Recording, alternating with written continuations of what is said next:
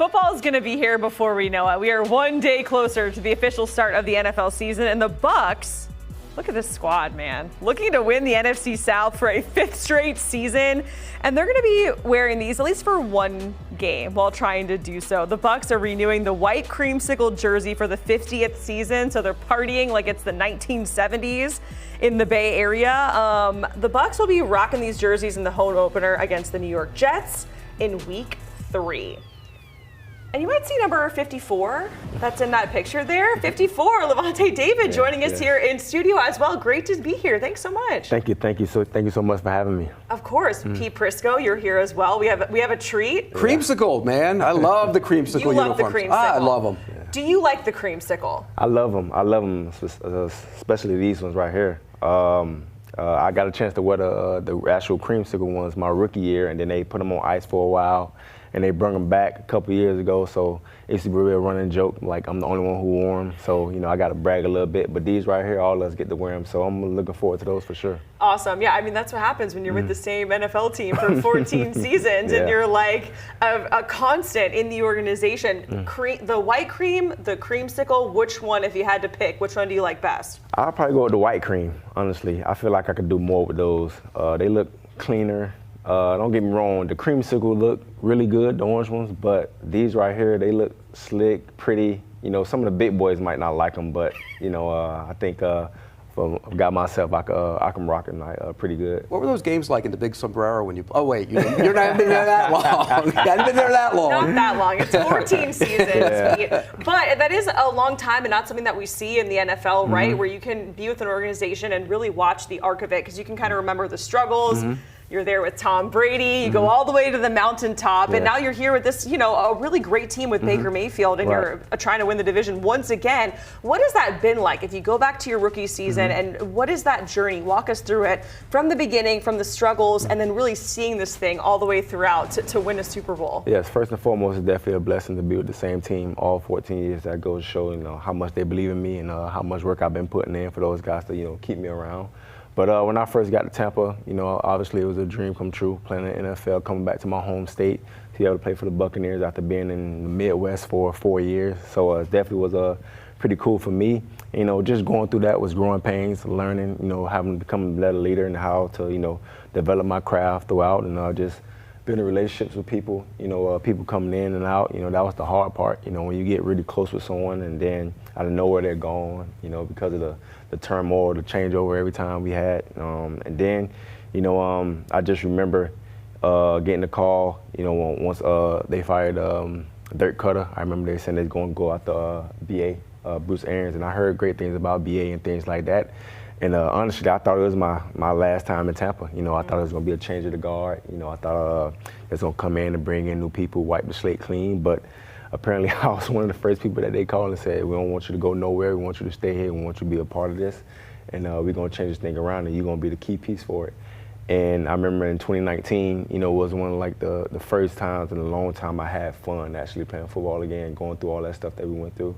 Even though it wasn't a good season for us. We finished 7-9 that year, but we had chances to kind of like make a run and things like that, but it didn't go our way. But at the same time, I had a lot of fun that year, and I saw what we can be as a football team.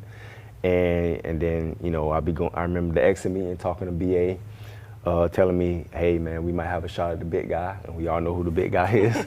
And I'm like, I believe it when I see it, whatever. And then I just remember in the off season, I want to say, I'm not sure exactly when, but I just remember sitting on the couch, because there's a lot of people texting me, calling me, trying to get inside information. And out of nowhere, Tom Brady signs a deal with Tampa Bay Buccaneers, and I'm just like sitting there stunned. And then just, having him come aboard, and he was the person who called me to talk to me instead of me reaching out to him. He was like, man, I'm glad to be a part of the organization with you guys. I'm glad to be able to play with you and not against you. And I know the type of leader you are, I know the type of player you are, and I know we're going to do great things. And, I probably only said like 2 words. I'm like, man, I'm happy you're here. I hope we can change this thing around, and that's it. But he said most of the stuff, and you just kind of see why he is the guy that he is. first thing he said was like, "Don't treat me no different." I'm just one of the guys in the locker room. And this is you guys' locker room. I'm coming into you guys' locker room, so you guys show me the way. And when he said that, man, that was like a breath of fresh air. A lot of weight lifted off your shoulders. And he just was coming in and coming to do his job, and he got the job done in the first year. I remember at a point in that season where we were 7-5 going into the bye week. We had like a little 3-game losing streak. And he caught me in the hallway, and he pulled me to the side, and we started talking and asked me how it was on defense, and I asked him how it was on offense. And he was just like, "Oh, we're going to be great. Trust me. After this, when we get back, we're not going to lose another game." And he said those words to me. I'm like, "Okay, sure, no problem." And we didn't, and we went on straight to the Super Bowl and won it. And then him coming in and helping us kind of like build that culture with the guys that we have is kind of like stack on to it, and, especially now. Like you said, we won the division 4 years in a row. Our division 4 years in a row. We're trying to make it 5, and I just go to show, man, the work we're putting in, and the staff that we have, and the people that we're bringing in is pretty great to see, especially coming back from what I've been through in my early years. I was going to say, how cool to do that arc. And it's also really cool that Tom Brady was the one to call you and says, "Hey, don't treat me any differently." Before we move on, is there anything about Tom Brady playing with him that that nobody would know, something you want to share, a story, anecdote? I'll probably say every day is a game for Tom. I know practice is practice, but he treats practice like a game. That's one thing that I kind of like respected about him. There's certain situations that you may get to in the game, and you want to be prepared for it. And he was the guy who was always prepared for it. And you could tell by the way he practiced, the way he, was really critical about certain things, and he was real, a detail-oriented guy. And it goes to show why he was one of the greatest. He played a long time. 14 years for a linebacker is a long time. Yes. After last season, you said you'd think about it for a little while and then decided you're going to come back. What went into that decision, and what ultimately made you come back? Yeah, man, 13 years is a long time, and going on 14. But, just, the guys in the locker room for sure was one thing I thought about, and the way my body felt and how it was mentally. I always said to myself, because I'm a fan of football. I love the game of football. I don't play it for all the other things, but I just genuinely love playing football. And I said, if that ever fades away, I get away from it. Because I don't want to go out there, not 1 foot in, 1 foot out. I want to be all in when I'm out there. I never want to people pull up a film and be like, "Hey, Lavonte's taking the playoff." I never want to be that guy. So I thought about those things that I thought about, and then just talk to my family.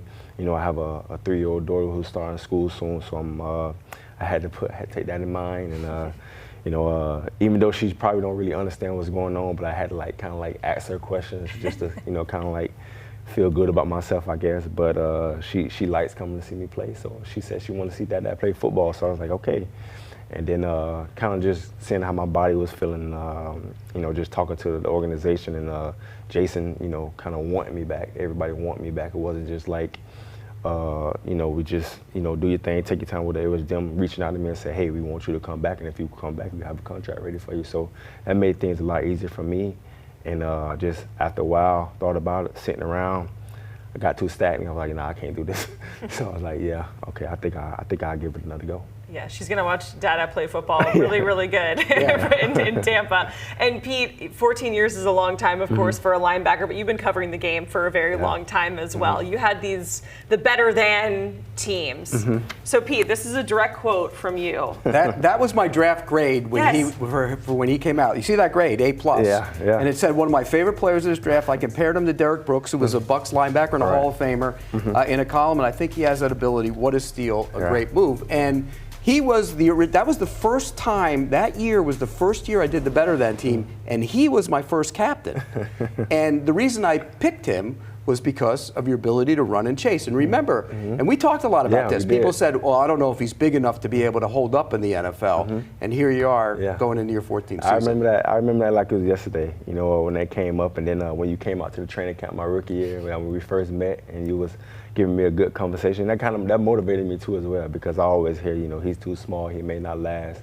I heard that throughout college. When we was in the Big 12, it was basically like a run and shoot type, conference, and a lot of passing going on. And I was the only linebacker on the field most of the time. And then I remember when we were making the transition to the Big 10, people were telling me I need to get bigger and things like that. I'm like, I play football. I don't need to get bigger. You know what I'm saying? Like I think I can handle my own. And I actually did put on a little weight more than I wanted to, and I got it down immediately. And I feel like I handled myself well when I was in the Big Ten too as well. And then making that transition to the NFL, the same thing.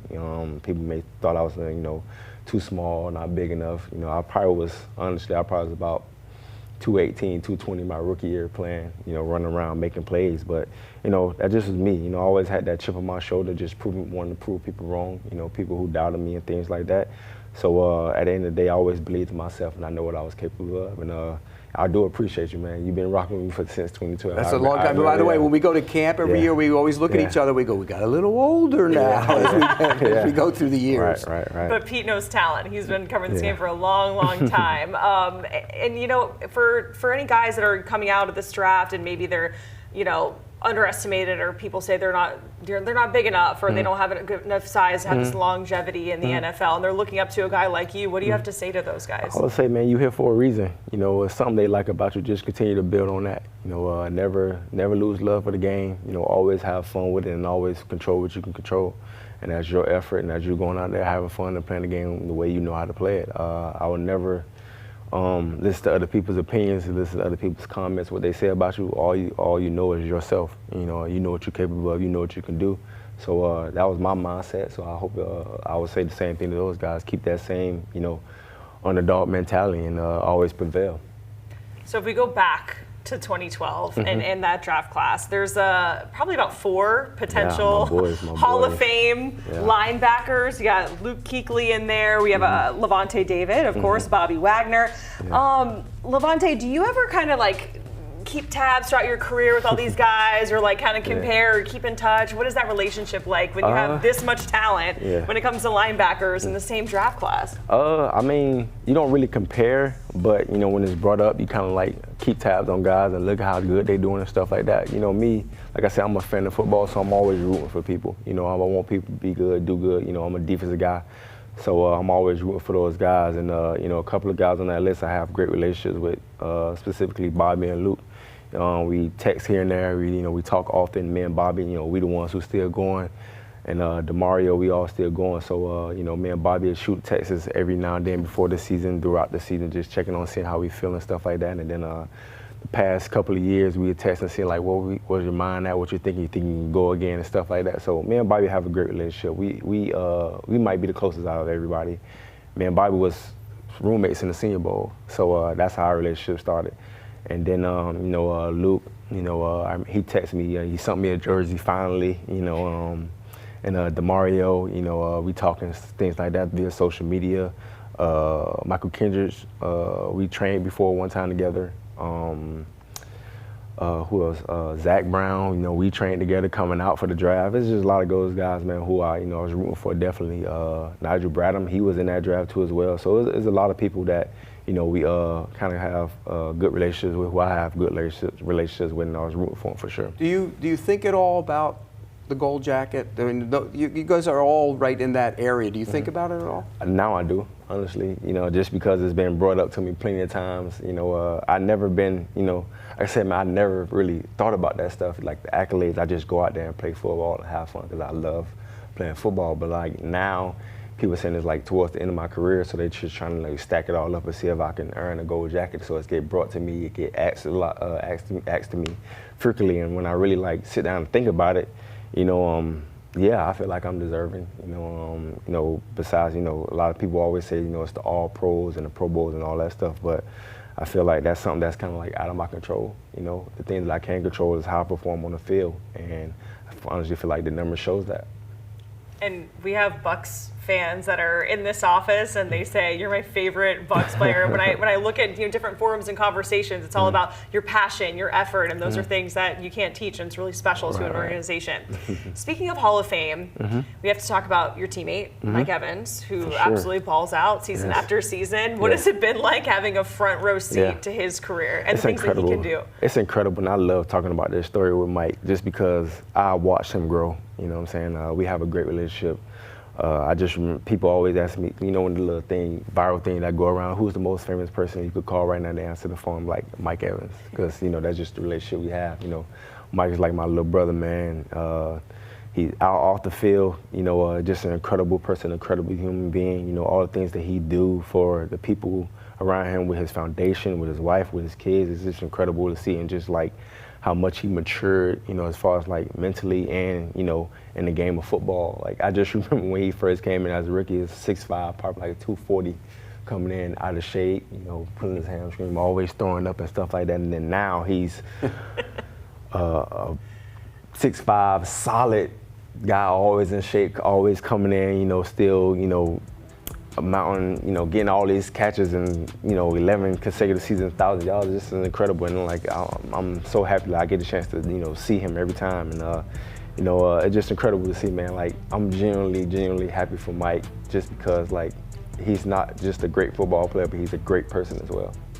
The guy who throws him the football, Baker Mayfield, your quarterback, had phenomenal season last year. When he came in, your perception of him, and now what you think of him. Yes, I remember when Baker came in, when they came first, I'm the older guy on the team, so everybody gonna reach out and ask me for my opinion and stuff like that. And I'm like, oh, I mean, it's cool. I mean, I think he's a football player. We just gotta, see how he is in the locker room, how people adjust to him. Because my thinking is, from all the other stuff, people kind of looked at him as a prima donna guy, a spoiled kid, whatever the case may be.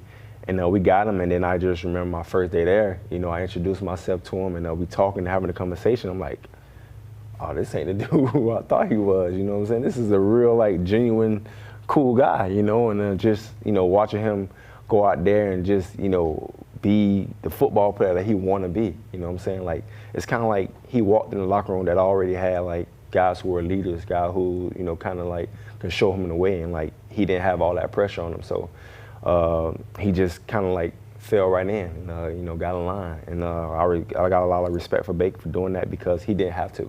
And now, he's that leader that we need, that quarterback, in the way he plays the game. It's very fun watching him play the game. And I always say he played the game like he's a linebacker. I think that's why I love him so much.